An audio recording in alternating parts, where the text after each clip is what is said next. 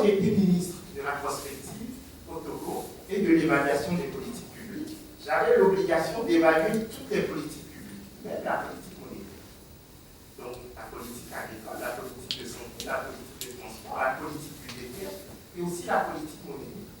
Donc quand j'ai commencé à faire ce travail, là la Banque centrale a commencé à écrire au chef de l'État togolais en disant ce type ne peut pas rester au gouvernement parce que ces prises de position sur la monnaie ne sont pas en phase avec les prises de position de l'Union.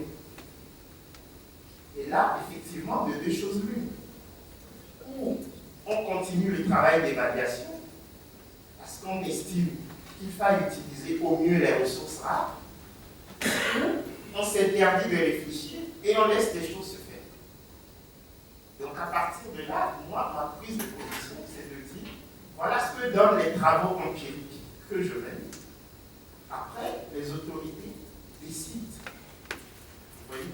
Et donc moi, j'ai eu des échanges avec le président Alassane Ouattara qui m'a dit à Paris, à Bercy, en février 2015, il faut arrêter ce que tu fais tout de suite. Il m'a dit qu'il faut arrêter ça tout de suite. Nous sommes des chefs d'État, nous savons ce que nous faisons. J'ai d'ailleurs attiré l'attention de votre chef d'État sur le point.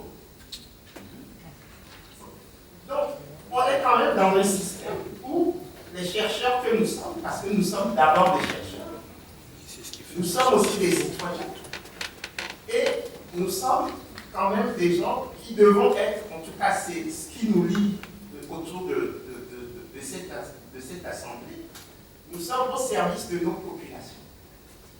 Parce que si vous remontez à 3 générations, nous avons tous, au moins les Africains ici, nos grands-parents étaient tous des paysans. Et l'essentiel de la population africaine, elle est rurale, même si elle s'urbanise très vite.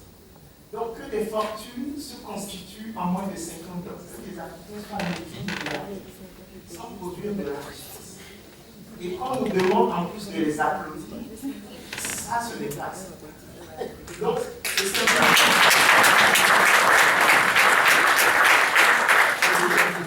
Donc, vous n'avez même pas besoin de défendre l'indépendance de l'Afrique pour critiquer le CFA. C'est simplement dire, est-ce que ce système est au service